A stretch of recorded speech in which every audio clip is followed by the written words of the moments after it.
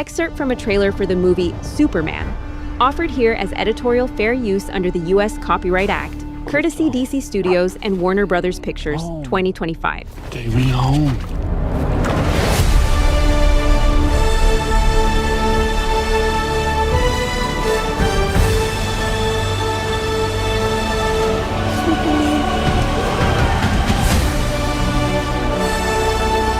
Hello everyone, my name is Tad Helsley, and welcome to Scandal Sheet. And this is a bonus episode. One of the most anticipated movies of summer 2025 has been the new Superman film, directed by A-lister James Gunn. Now, this movie has just come out in theaters, and we're recording on opening weekend.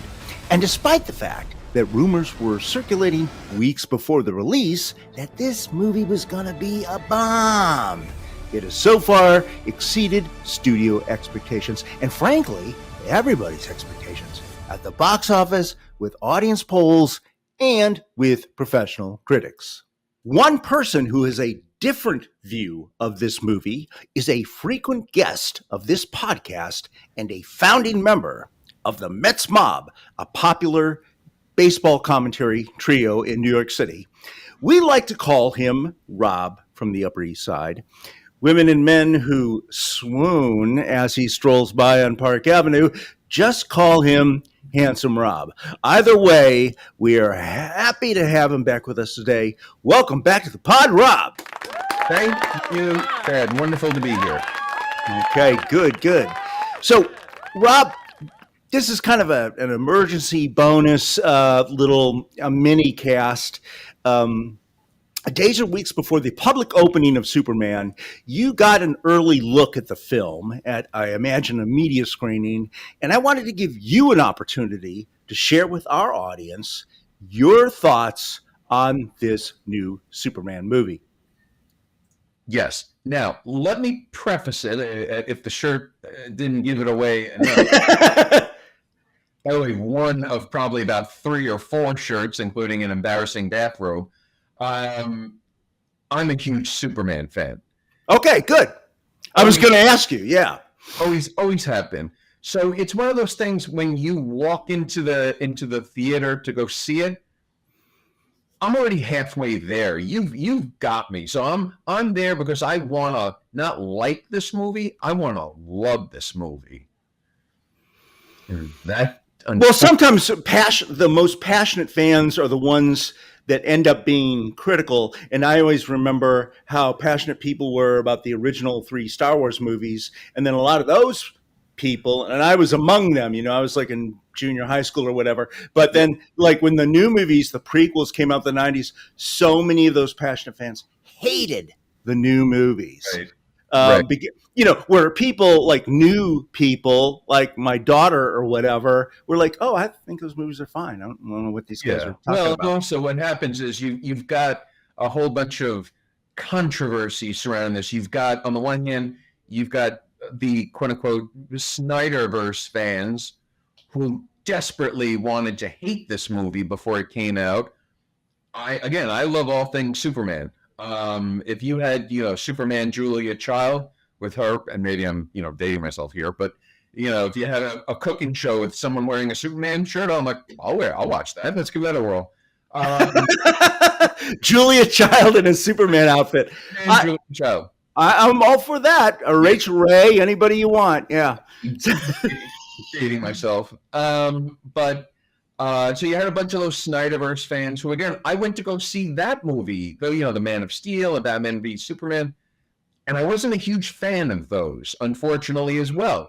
Again, I was going to ask you about what you felt about the other movies, but whenever you get around to it. Yeah, so I wasn't a huge fan of those.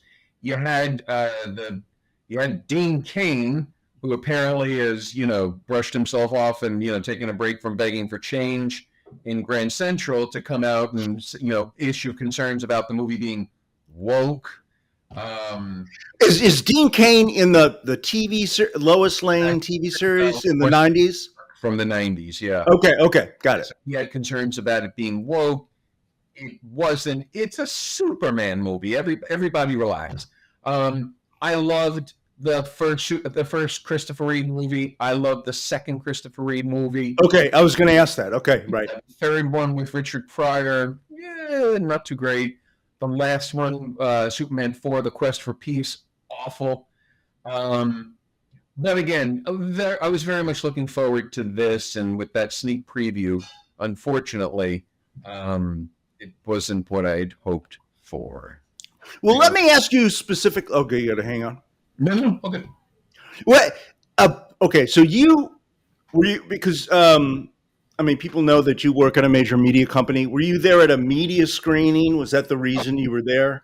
A friend of mine had an extra ticket to Okay. screening, and I couldn't be more excited or elated or looking forward to joining and going to see the movie. Well, okay, so how many weeks ago was that? So the movie came out this past Friday. Yeah, officially. Although they started showing it on Thursday night, apparently. Right. And what had happened is that they had made a deal with the people that they were, the press. That they said, go see the movie, we'll let you see it, but the deal is you don't say anything until, I think, Thursday night. Right. It's called an embargo, right? Yeah. They show everybody early, but you can't release anything. And if you do, you'll never get another preview screening again in your life. So, Right. So I had seen it earlier in the week. I'd seen it the Monday prior. Oh, you did? Monday. Okay. And I was watching all these YouTube videos and people on the link and check sharing and what's it going to be like, and is it going to be great, and is it going to be terrible? And the interesting thing is I didn't think it was very good, but I didn't want to ruin it for anybody else. And by the way, I mean, since it's come out, the reviews have been, a lot of people are saying, I love it, it's great, the Rotten Tomato score was high. It was. A little bit. It was. I wonder, so it's made me wonder, did I see a movie that, nobody else did? Well, one of the things I asked you by text, and so maybe we crossed wires, was it had been reported in some of the major industry rags like Variety and Hollywood Reporter that they had, pardon me? Are they rags? Well, that's just the word. But no, they probably aren't even in print anymore. They're just websites. But back in the day when I was in film school, we subscribed to Variety. Yeah. But anyways, they do tons of Pasadena, which is like a suburb of Los Angeles, but is sort of supposed to be like the closest thing to Middle America. So they do lots of preview screenings in Pasadena, and they had done one for this. And I don't know how many weeks ago this was, but of course, and it was supposed to be a top secret, invitation only or whatever, but did not go over well. The people did not like the movie. And then James Gunn, the director, and everybody else involved ran back, even though we only have X number of days until the thing, and apparently cut out like 20 minutes. Maybe they even reshot some inserts or something like that. But I was wondering whether you saw their original thought, which was going to be the movie that's in the theaters right this second, is the one after the Pasadena screening. Right. I mean, maybe they cleaned it up in between Monday and Friday. I kind of doubt it when you have a major release like that. That does sound tight. But yeah, probably not. So what you saw? So just tell us what didn't you like about you're a fan of Superman.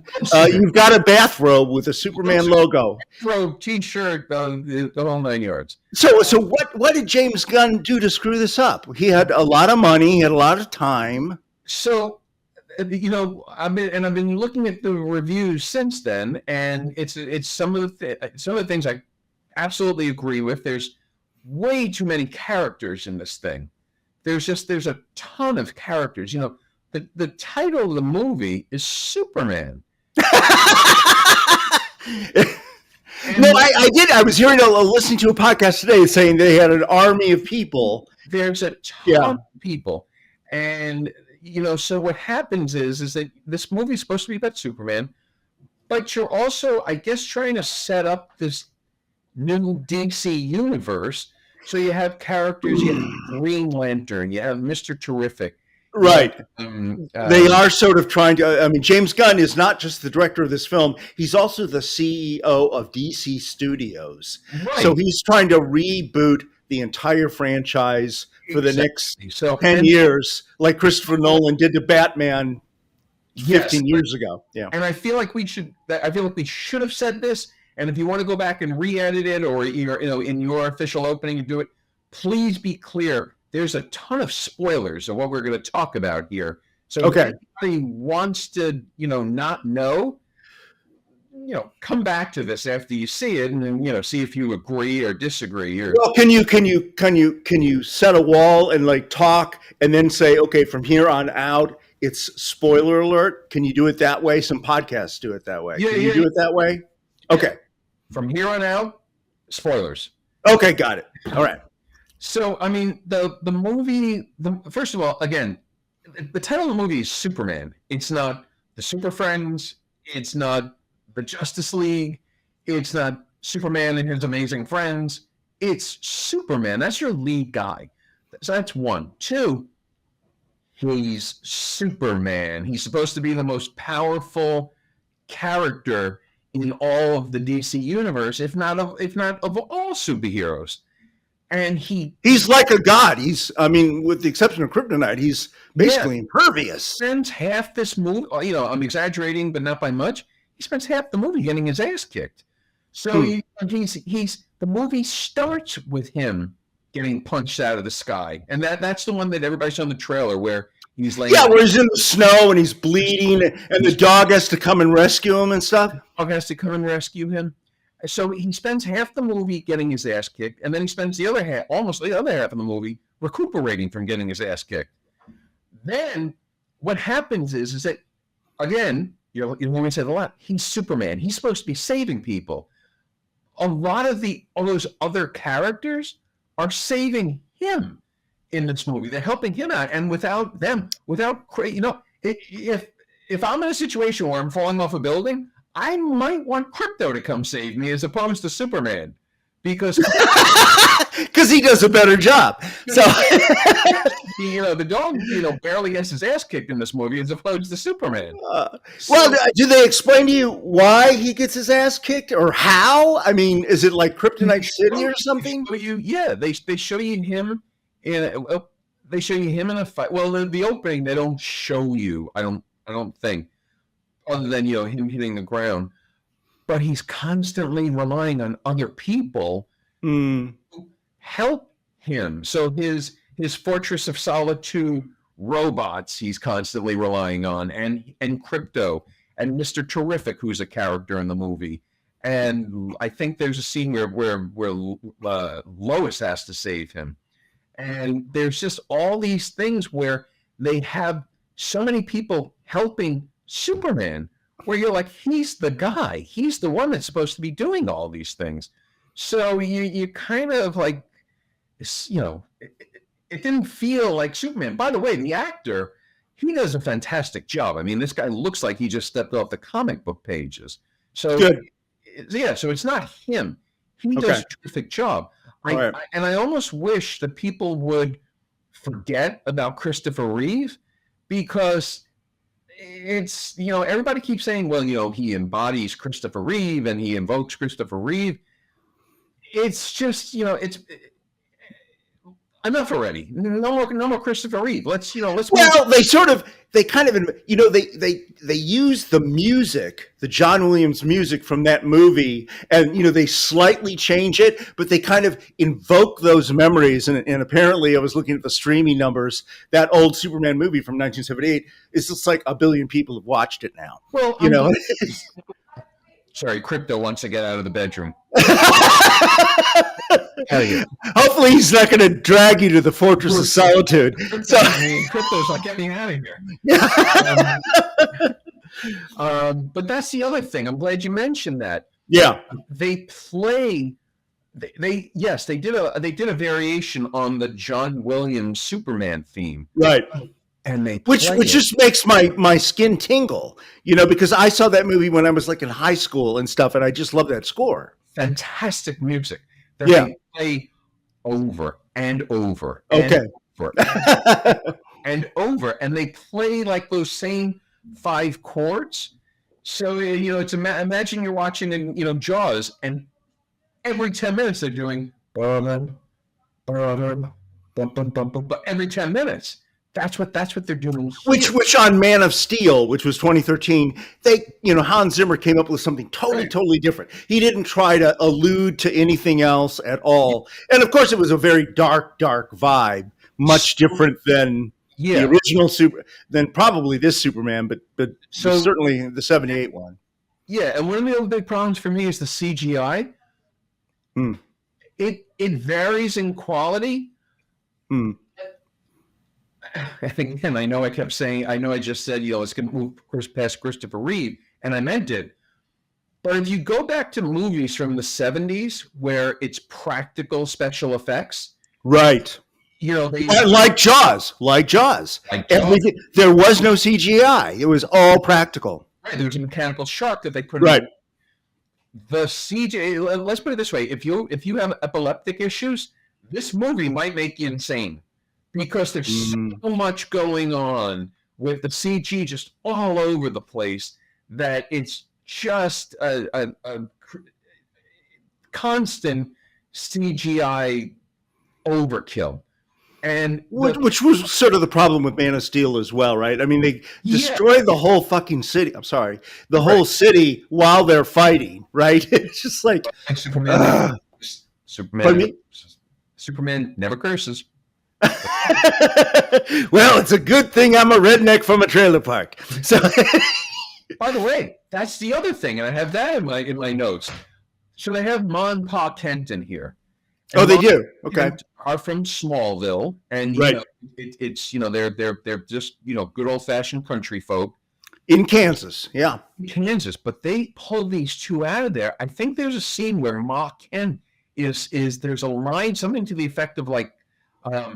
Now, Clark, I saw on the box, she's referring to a TD, I saw on the box that you had a horrible fight on the box. I mean, it's 2025. So it's almost like, rural mom, Pa Kent, where you expect them, to start, doing a hoedown, like dancing. The original comics were in the 40s, but this takes place in present day, right? It takes place in the present day. Okay. And what they do is, that's also the other thing, the obligatory scene with Clark sitting on the front porch with Pa Kent. I saw that in the trailer. They hug. Every single movie has done that. They did that. No. All I know is that you have a reason to be here. Blah, blah, blah. Right. They did that in the 70s. They did that with Superman Returns with Brandon Routh. They did it with Henry Cavill in The Man of Steel. Obligatory scene. There's a scene where Superman is fighting the bad guys in a baseball stadium, and they did the baseball stadium in Superman Returns, where he helps the plane that lands. He lands the plane, and the plane's falling out of the sky, so he grabs it and he puts it down. Right, vaguely remember that. Yeah, right. And that plane scene was a takeoff of what happened in 1978. So it just feels like been there, done that. As a Superman fan, I can tell you that there are dozens and dozens of terrific villains in Superman lexicon, in that they have at their disposal. Lex Luthor again? You're doing Luthor again? Why not? Right. I was wondering that too. It's just like, is there nobody else? Come on, guys. Nobody else. Batman has 20 guys. Why is every single movie has got Lex Luthor? In the movie, you have Luthor. So it's just in there, done that, seen that. Can we find any other villain to fill the void? Well, that did strike me as odd. Yeah, it's right. So it felt like I'd seen it before. It felt like I can't truly tell you what the story was. I'm not really sure about that. Really. It was that bewildering. It was so complicated. Something about Lex Luthor finds a pocket universe and he's creating a prison there, and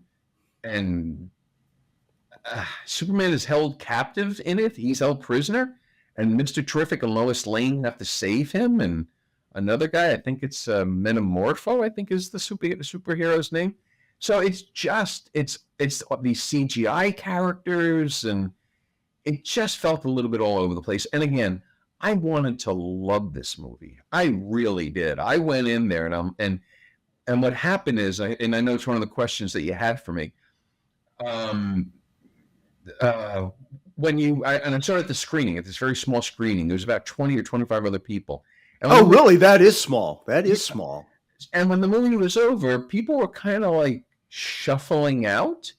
And, normally when you see a great movie and you're pumped, there's this enthusiasm, people like, happy and exuberant on the way out the door. And there was just none of that. It was just kind of like very, very quiet, very somber.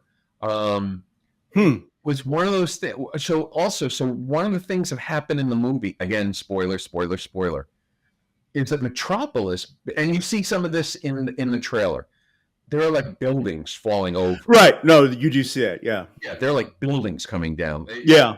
I mean, imagine, New York City where multiple skyscrapers are falling over. And nobody seems really that distraught about it. Like there's a happy ending at the end where, so there's like an upbeat, and there's an after credits scene, and it's supposed to be funny with Superman and Mr. Terrific. And, they're looking at this school that didn't fall down, but it got slightly damaged. And you look at this and you're like, this was a movie where, realistically, if what we just saw was real world, which again, it's a superhero, but hundreds of thousands of people should have just died. And the catastrophe of this should have been unfathomable. And everybody seems in a pretty upbeat mood at the end of it. And I'm like, wait a minute, what? How is everybody sort of... Well, and in the Snyderverse, like the first one, that he has that big fight with Zod, and then the second movie, Batman versus Superman, is just what you're saying. The fact that, while you guys were fighting, I mean, why couldn't you go to outer space or something? You actually had to do it right here in the city, and you ended up killing like a gazillion people, you motherfucker, and you're supposed to be a good guy. No, well, what happened is that so part of what Luthor's doing is tearing the city apart. And Superman is being held prisoner in this interdimensional zone. Let's call it a phantom zone. I'll pull something from one of the other ones, but from the other movies. But so he's not there the entire time to save Metropolis, and it's just this. So it's Lex Luthor himself that's doing all that. And it's just people. I mean, it was destruction on just an unfathomable. I know I've used that word a few times. I'm not getting paid per mention of the word. You're not getting paid at all, so. Twitter, Larry. But it didn't ring true. It didn't feel like, it didn't feel like to have this upbeat ending was just kind of like, wait, what? And so there was that. There was, because there were so many characters, they didn't really develop a lot of the supporting characters. So, for example, you have Perry White, who's one of the staples in the history of Superman. Runs the Daily Planet, Bear, definitely got to have him. And Jimmy Olsen, the photographer. Well, but Perry White gets like maybe 4 lines of dialogue. Oh, really? Yeah, and. And there's these leaps of logic where Lois is asked to fly. There's another character, like I said, Mr. Terrific, who's in the comic books, and he has this, let's call it a Mr. Terrific plane. It's like a little pod, and she just gets behind the wheel and is suddenly able to fly it. And it's like, wait, what? How can you just all of a sudden you're able to fly this jet when you've never flown? There's just a lot of things that don't ring true, and it takes you out of the movie.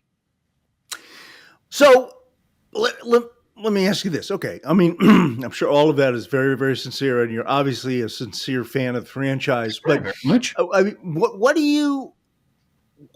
what do you think? I mean, the weekend isn't over, and they're already, breaking records. They made $217 million and all the audience approval ratings and blah blah blah.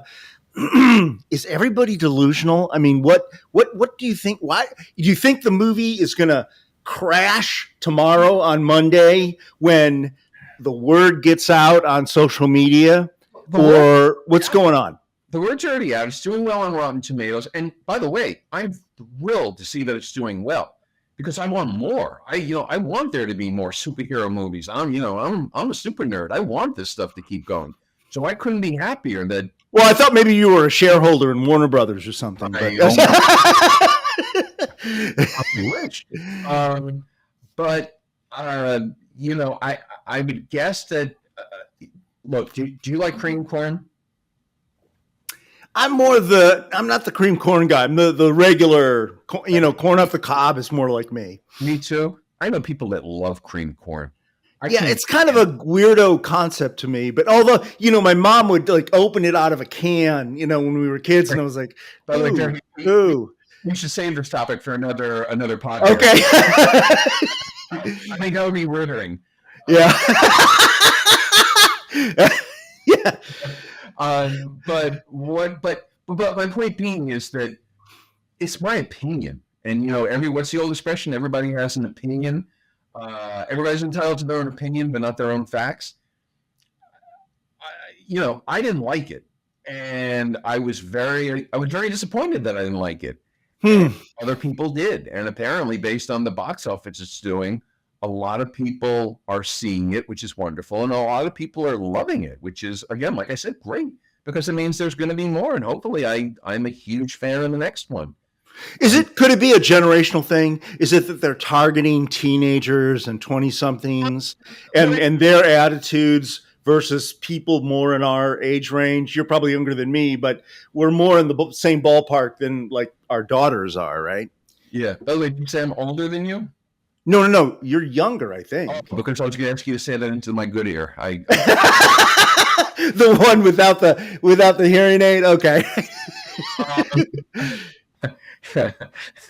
And I do need to go shortly because it's been 20 years since I urinated, so I do.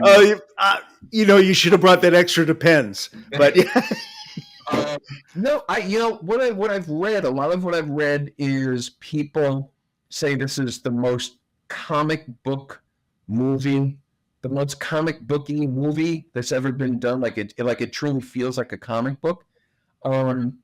And I can see that, I can get that, and I don't get me wrong. I'm all about the comic books.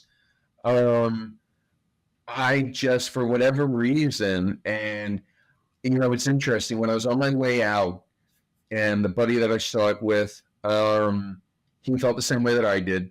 And we were on our way out. We got into the elevator with the two guys who were actually the projectionists. They're the ones that showed the movie. They're the ones that showed the movie to us. And they just randomly said, "What did you guys think?"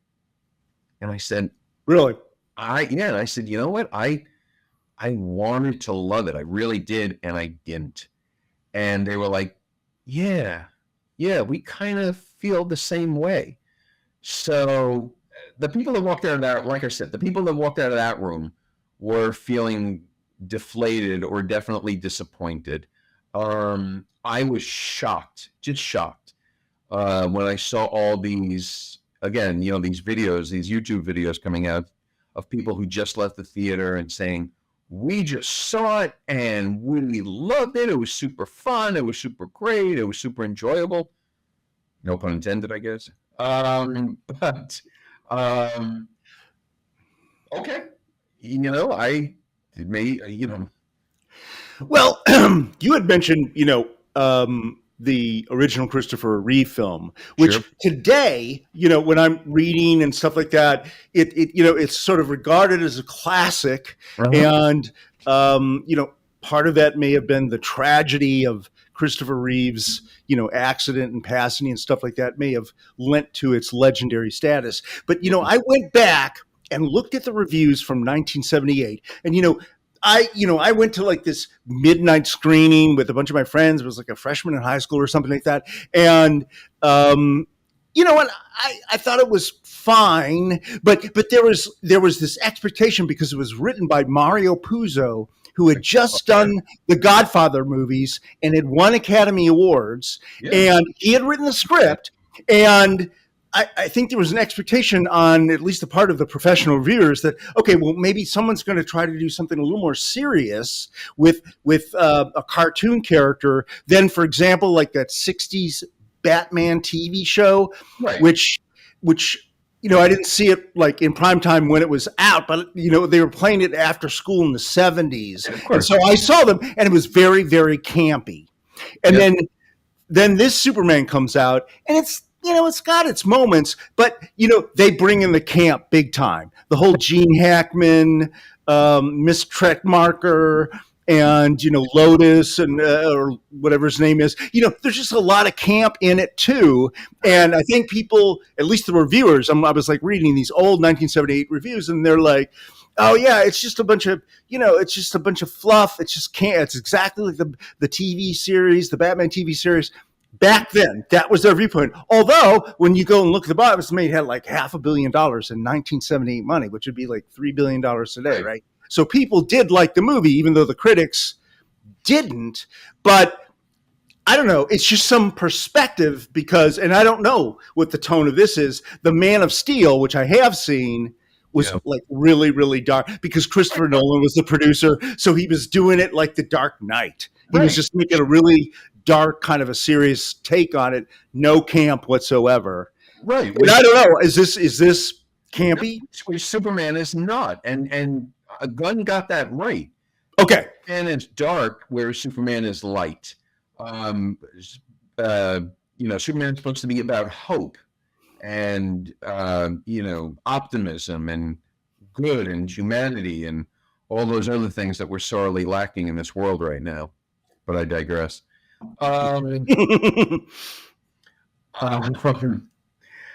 But yeah, I mean, look. So the end result is, at least for now, reviews overall seem positive.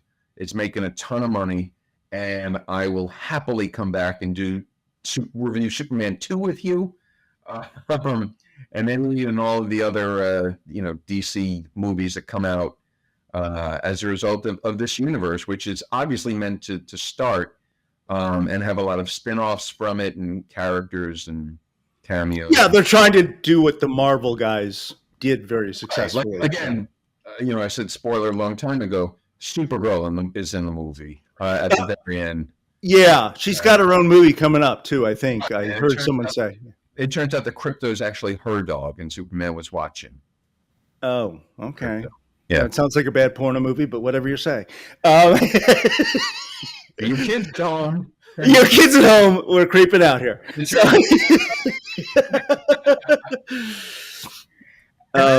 my review, that's my take. Okay. Well, thank you very much, ladies and gentlemen. Handsome Rob from the Upper East Side. Glad he could join us. We're going to try to just get this out here and maybe stir up some conversation because we had planned to do, which Rob may join us, we had planned to do a movie about the whole Superman franchise, not just this movie, but everything, going back to the comic books, what it means for America, whatever. And hopefully we can do that, in the next couple of weeks. We wanted to let the movie sort of settle in and see, whether people liked it or hated it or whatever. But anyway, so I invite everybody to join us for that because I think it'd be a great conversation because Superman is like the only hero that's really sort of overtly patriotic, red, white, and blue.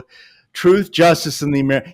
Batman is kind of dark. I mean, Spider-Man doesn't even mention, America. I mean, he's the only guy that really, I'm sorry, Captain America. Yes. Another guy from the 40s. Another guy who was invented in the 40s. Red, white, and blue, and no orange. What? All right, man. Very good. Thank you very much. Thank you. Ladies and gentlemen, Rob from the Upper East Side. Woo! Please follow or subscribe to Scandal Sheet on your favorite pod platform. And share it with all your friends. We'd also love it if you'd leave us a shameless, over-the-top rave review on Apple Podcasts especially. That helps us build audience. And we would really appreciate it if you could support us on Patreon, where you can enjoy premium bonus content for less than the price of a cup of coffee at Starbucks. Just go to patreon.com/scandalsheet. Also, we want to hear from you. You can reach us online at Facebook or X, formerly Twitter, LinkedIn or TikTok, or just send us an email to scandalsheetpod@gmail.com. See you next time on Scandal Sheet! Copyright 2025. Thad Halsley Media, all rights reserved.